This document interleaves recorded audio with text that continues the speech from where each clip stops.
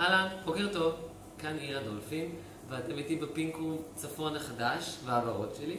אני כאן כדי לעשות לכם כמה תרגילי גב מאוד יעילים, גם לשחרור וגם לחיזוק הגב, כי רובנו סובלות מבעיות גב, מלחץ וכל מיני דברים שאנחנו בעצם לא מטפלים בהם.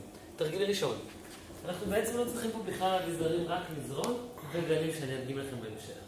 אנחנו עומדים בעמידת 6, בטן שאובה לתוך הטבור, ידיים ורגליים מקבילות אחד לשני, ראש בהמשך הגוף, לא מסתכל למעלה. אנחנו מרימים יד נגדית ורגל נגדית, נשארים פה, בטן בפנים כל הזמן, מפעילים לחץ על הגב ומורידים.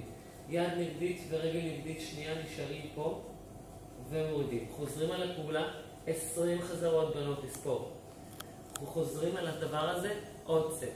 בהמשך אני שוכבת על הבטן, מושיטה את הידיים קדימה ומרימה בו זמנית גם ידיים וגם רגליים, נשארת פה כמה שניות ויורדת. עולה, נשארת פה כמה שניות, מקבצת את הגב, מצוקפי הגב ויורדת. גם את זה בנות 20 חזרות, אוקיי? כדי לשחרר את הגב אחרי התרגיל הזה, אנחנו חוזרים לעמידת 6, אנחנו מקמרים את הגב ומוציאים. לקמר ולהוציא.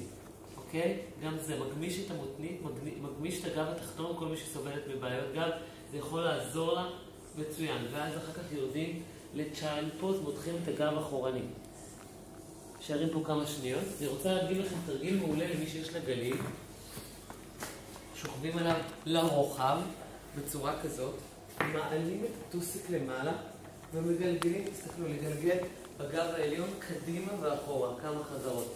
להשאיר את הגב למעלה, לגלגל קדימה ואחורה, ידיים לא נוגעות ברצפה. להישאר למעלה, לקבץ את הטוסיק ולנשור.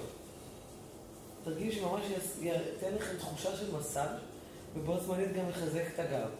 ממליצה אפילו לעשות את התרגיל הזה כל יום. אני לא רוצה להעמיס עליכם יותר מדי. 3-4 תרגילים בתור התחלה, אני חושבת שמאוד מספיקים. אם יש לכם שאלות או כל מיני רעיונות או דברים שאתם רוצים שאני אדגים, תכתבו לי ואני אדגים לכם את זה פה. תודה, יום טוב.